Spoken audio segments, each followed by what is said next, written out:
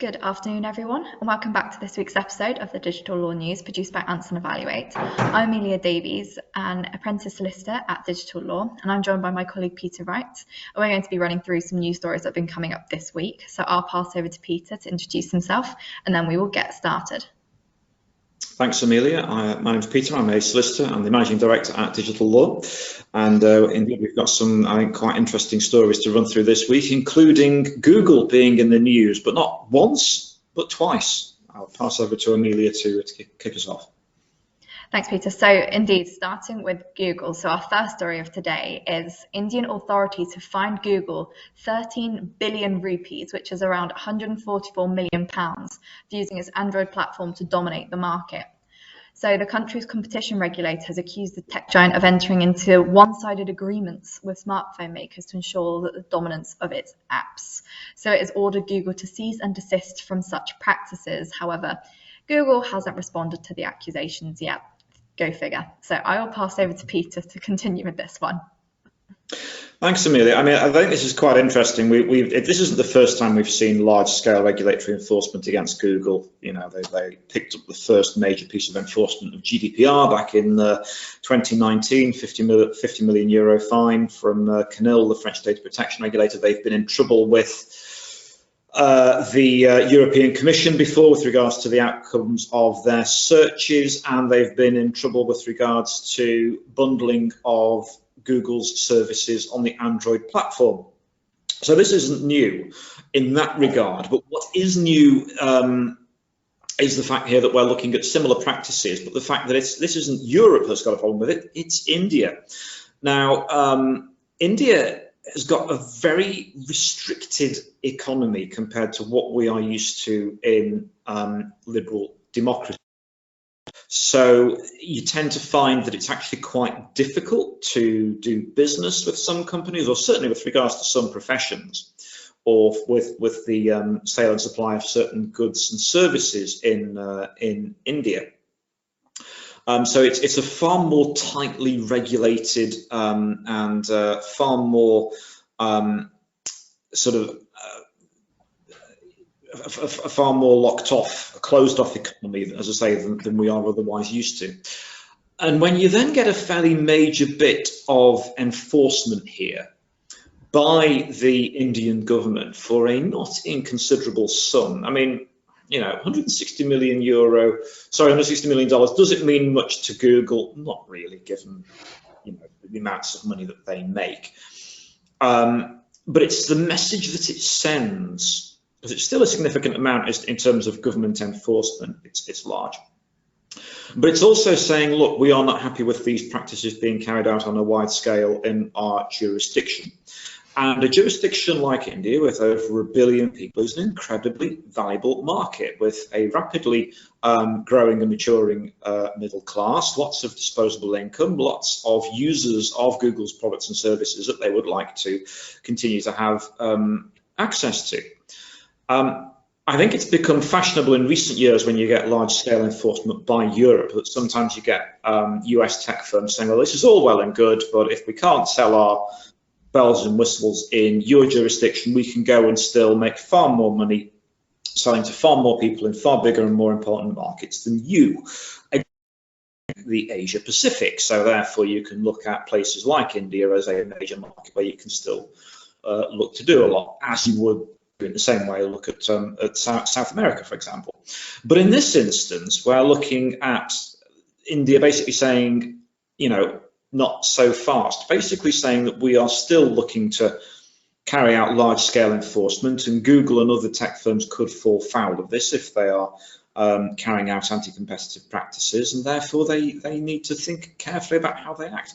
With a protectionist economy of the type that India is, this could be the tip of the iceberg. They could apply significant fines, or they could take additional regulatory action. It's not beyond the realms of possibility that India would turn around, even though it's a democracy, it might turn around and start applying sanctions and restricting the access of Google to its market, which it doesn't want to do. It's one of the world's largest markets. Therefore, Google would be somewhat loath to lose any access to that market. This is a significant piece of enforcement for that reason.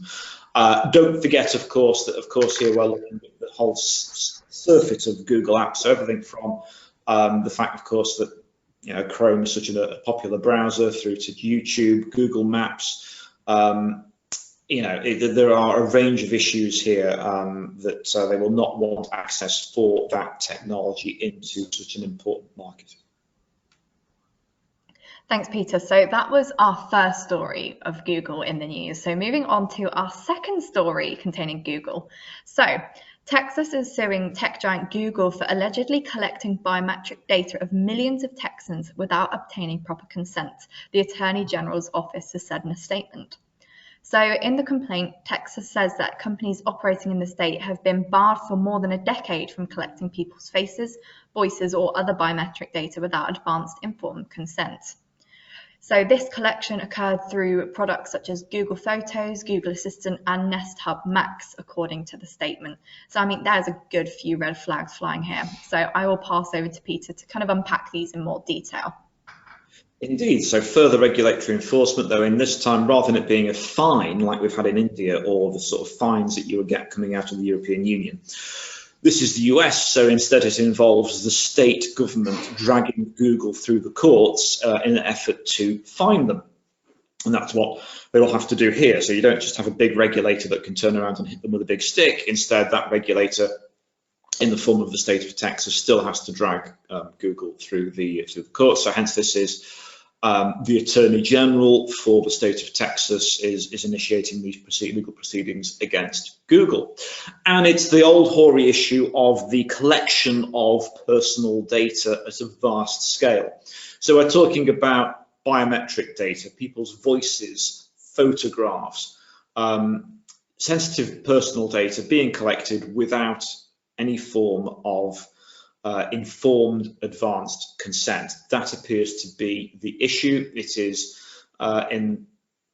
basically in contravention of Texas state law, and since 2015, Google has been collecting this sort of biometric data using Texans' faces, their voices, for the commercial purposes that Google is all about. And the point they're making here is that Texans would not have ordinarily known or understood that this was how their personal data, their biometrics, was being used. So this sort of indiscriminate data collection will therefore be prevented.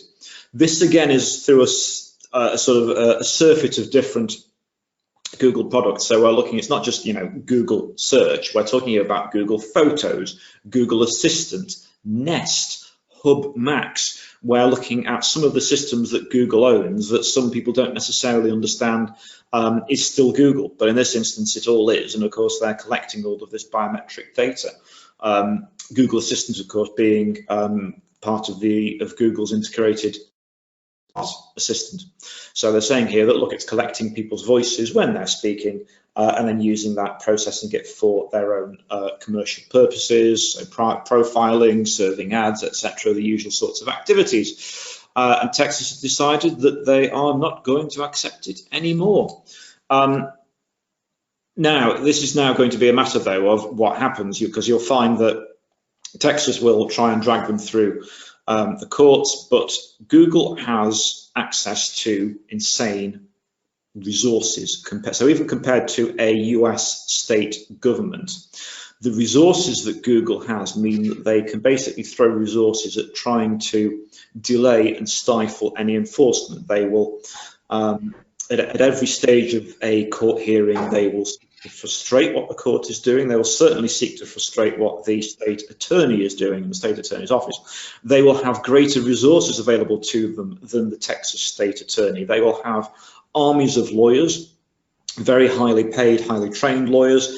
They will use their resources to try and delay, to stifle, to stop, to prevent anything meaningful happening in this instance. So it will take incredibly clear, focused action and commitment from the state attorney and potentially the state attorney's successors in office, because this will be a long-running exercise for them to get anywhere.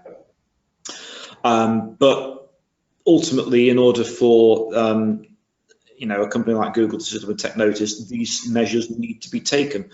But the figures that we are looking at in terms of the resources that Google has are incredible. When you think that the average state government, even a successful economy in the sort of G7 or a Western liberal democracy usually will spend sort of like 15 to 20 billion on things like research and development every year, whereas a company like Google in its own right is spending 10 times that, in the region of 140 or 150 billion. So when the resources are greater than those available to nation states in certain regards, it suddenly becomes very, very clear that the amounts and the resources that Google can throw at this, if it wants to, are very significant. So this is the test for the system. When we have regulators that have only limited resources at their disposal in terms of finances, in terms of personnel, in terms of infrastructure, then we then have to see if they can continue with their path in the face of a inequality of arms almost with some of these large tech corporations. But in order to have really the successful application of the rule of law, you need to have effective enforcement mechanisms. And in the US, that means actions like this by either the state government or the federal government. So it's incredibly important that actions like this, not only are they taken, it's also that they are seen to be taken and that they're seen to be successful. Thanks, Peter. So moving on to our next story, we're looking at some ICO enforcement here. So the ICO has issued a formal reprimand to the Home Office after sensitive documents were found at public London venue. So the documents, which were handed by venue staff to police in September 2021, included 2 extremism analysis unit Home Office reports and a counter-terrorism policing report. And both reports contain personal data, including that of Metropolitan Police staff. So the Home Office had failed to ensure an appropriate level of security of personal data, including where documents were classified as official sensitive. So this is not looking great here for the Home Office, and I will pass over to Peter to explain why this is quite terrible, and initially why as well. This links to a story that we'd also heard in kind of the more legal profession last year. Indeed, thanks, Amelia. I mean, this is back when the earliest examples that I was giving with regards to data protection and looking after data sort of 10, 12 years ago.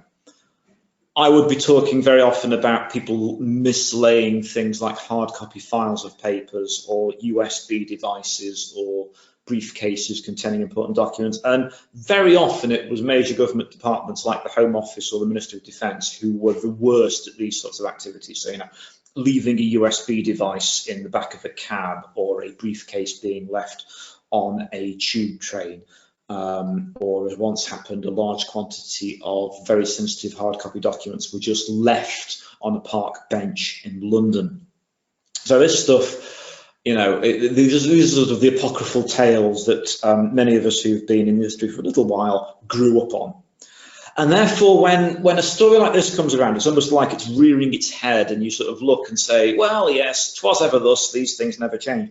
The scary thing here is that we're talking about the Home Office and the fact that, of course, they continue to handle very sensitive personal data. So we're talking about, for example, when we're looking here at extremism analysis unit Home Office reports and counter-terrorism policing reports. So we could be looking at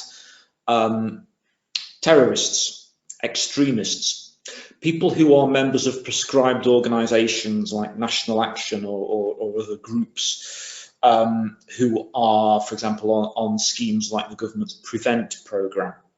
So by definition, when you're looking at someone's political beliefs or religious beliefs and that information being recorded in a report along with their other personal data, this becomes sensitive personal data.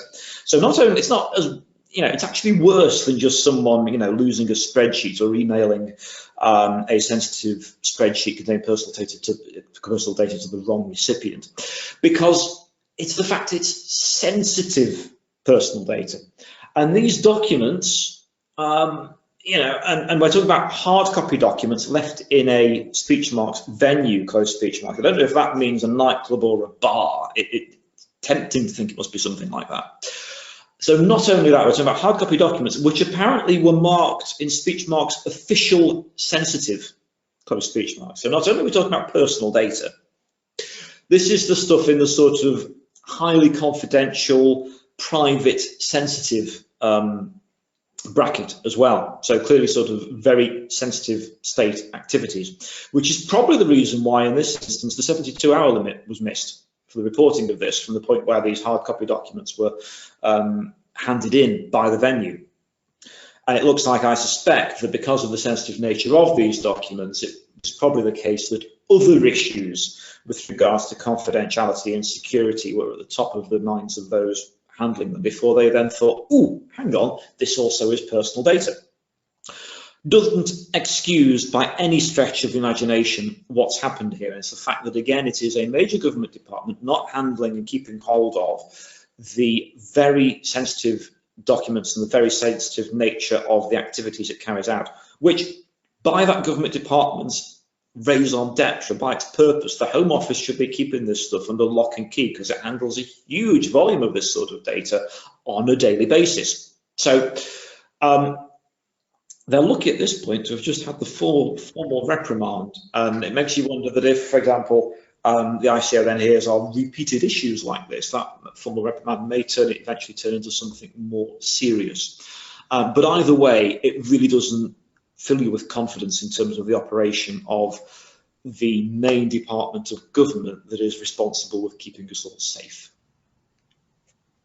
Thanks, Peter. So moving on to our next story. So this is looking at the Huawei infrastructure removal. So Huawei technology must be removed from the UK's 5G public networks by the end of 2027 under legal documents handed to the broadband and mobile operators. So the documents, called a designated vendor direction, has been sent to 35 UK telecoms network operators. It puts the government's previous position to remove the Huawei kit from the UK 5G networks on a legal footing. So I will pass over to Peter to explain why this is so important. Thanks, Amelia. I mean, long-term listeners and viewers may remember the fact that we originally covered the UK's decision to rip out Huawei equipment from the UK's 5G network. I think it was about 18 months to a year ago to 18 months now that we would have originally covered this. And we did it in some depth because the UK government had to be dragged kicking and screaming to this decision because the US wanted the UK government to make this decision. I think there was the threat that the UK might have been booted out of the Five Eyes surveillance network that the UK is part of, along with Canada, the United States, Australia and New Zealand. So, and that was because of the potential threat to security from having the presence of Huawei in the UK's 5G network. At the time, they tried to argue, we're just making sure it isn't in the core elements of the network. It might be in things like base stations and antenna, but that isn't a problem. But eventually, the UK National Cybersecurity Centre, the NCSC, revised its opinion and decided it was a problem having Huawei equipment present. And therefore the decision was taken to rip it out. And the consequence of this story is illustrating why the UK government had to be dragged kicking and screaming to make this decision. And it's because in the UK government's manifesto of 2019, it made various promises about how great things would be in the future, and things like 5G broadband would be available broadly across the country to a large proportion of the UK population. Huawei's comparatively cheap and versatile equipment was the main way the government wanted to roll out that 5G. So the idea is that Huawei's equipment, which allows for the carrying of broadband from multiple different networks, so Vodafone, EE, O2, all of these different providers, you would have been able to have all of their broadband carried across Huawei's equipment. That is now in the process. Instead, they're now having to rip out what equipment they put in.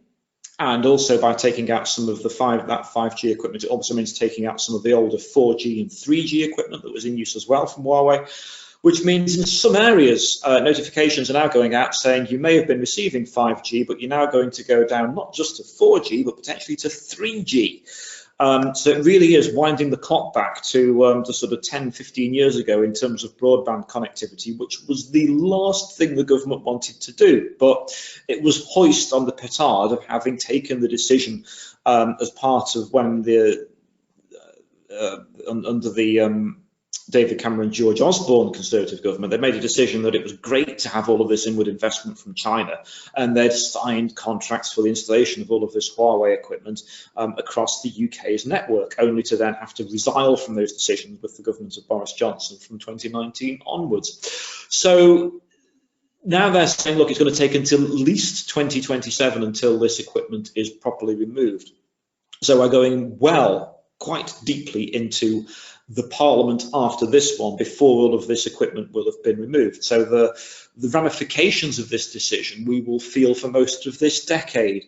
And Amelia, you and I were talking about this before we went live, and we were saying, that's probably going to, it says the end of 2027, that probably means probably the 31st of December 2027. And let's face it, given the history of the British government and IT projects, you would probably think that it may go on from 2027 to 2028 as well, more than likely. So this is really showing the long shadow that this decision will have as a result of some of the, as I say, the decisions that were made 5-10 years ago are now casting a very long shadow into this decade in terms of the UK's ability to have high-speed broadband connectivity, particularly in rural areas where you might be relying more on 5G because you won't have had the fibre rolled out yet. So,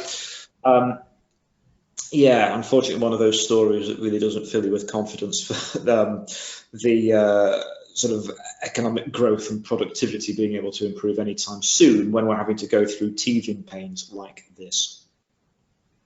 Thanks, Peter. So moving on to our penultimate story of the day. So wine dealer Vino Mofo is the latest Australian company to be targeted by a cyber attack. So at risk of exposure are the names, dates of birth, addresses, email addresses, phone numbers, and genders of customers.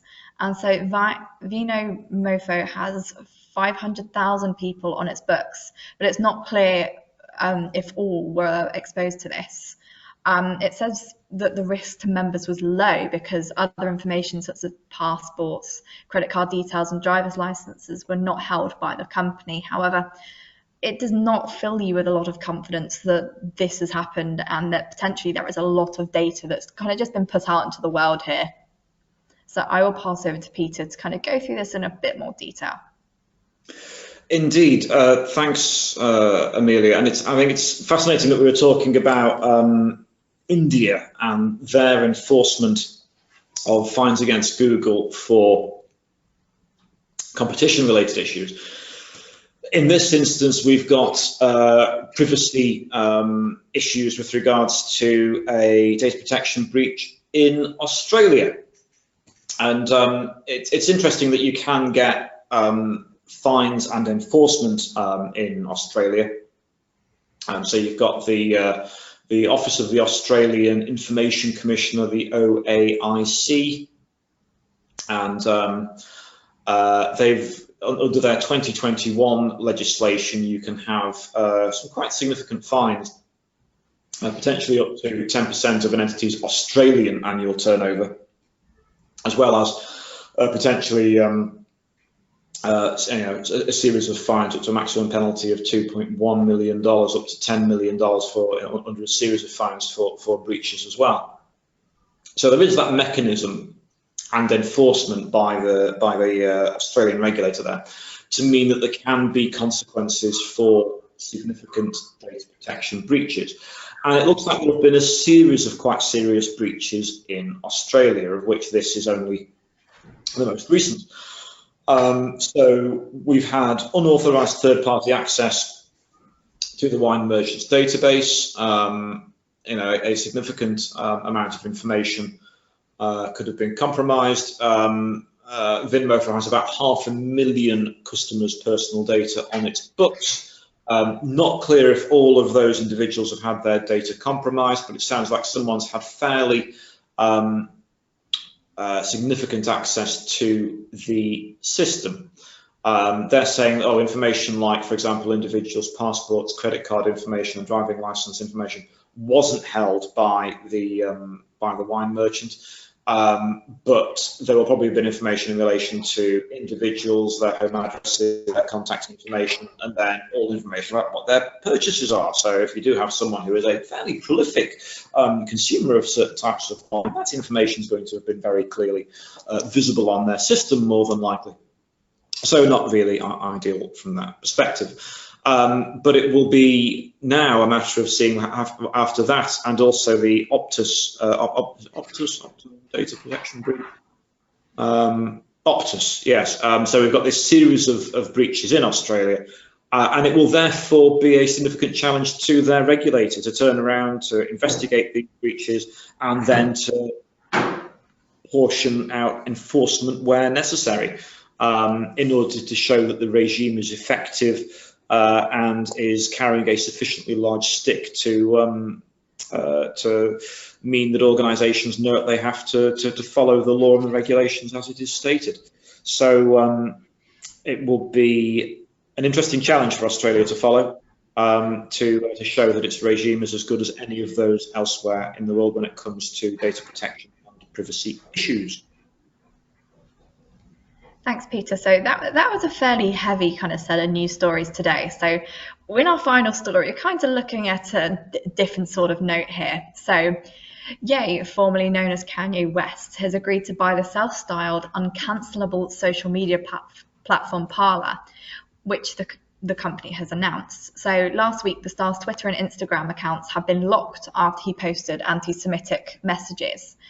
And so as a result, he has decided to buy Parler. So Parler is used mainly by US conservatives and describes itself as a free speech alternative to mainstream platforms.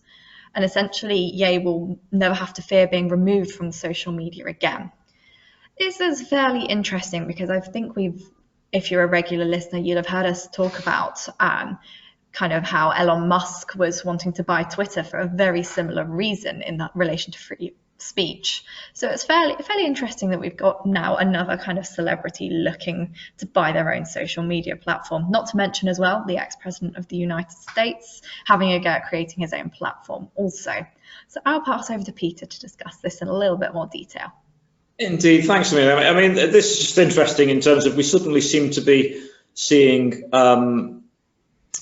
social media networks entering into the private ownership of high net worth individuals, almost in the same way that similar sorts of individuals tend to buy football clubs and sports clubs almost as a sort of vanity project, rather than buying a baseball team or a football team. It's no, let's go off and buy your own social network and be the king of that instead. So we've got Elon Musk buying Twitter for tens of billions of dollars, and the artist formerly known as Kanye West purchasing Parler probably for a sum a little bit less than that. I mean, but I think it's fair to say that Parler doesn't have the global reach that a network like Twitter has. Twitter, of course, has its millions of users all around the world, but they are largely celebrities, politicians, and journalists who are wishing to follow those celebrities and politicians. So you haven't got quite so many in terms of the sort of the critical mass of normal people. Parler has become successful through being seen as a free speech alternative to the mainstream social networks like Facebook, Instagram, and Twitter, where very often its users have been not able to use those platforms, so either banned or they found that their content has been taken down and they felt that it is better to express themselves on Parler. Though it is worth noting the fact that apparently Parler has struggled with regards to growth in recent months, and that it picked up most of its users in the aftermath of the US presidential election in 2020. So interesting that we have this trend. Let's now see who decides to buy anything else. I think will be the thing to watch. Obviously, Facebook remains owned by Meta, which is a publicly traded company, while some of the other big tech firms would appear to be too big to buy. Meanwhile, you have platforms like TikTok, which again, for those who haven't been following it, is a Chinese-owned and run platform, and it is suspected that it therefore has links with the Chinese state. So don't necessarily see that one entering into private ownership anytime soon. Yeah, let's see what happens, and let's wish the artist formerly known as Kanye West good fortune with his purchase. Let's see what happens with the age of the super rich buying these platforms. Thanks, Peter. So that was our last news story of the day. A big thank you to Anson Evaluate for helping to produce this webinar, and we will be back next week. So this podcast is available on our website as well, and you can also access it via YouTube,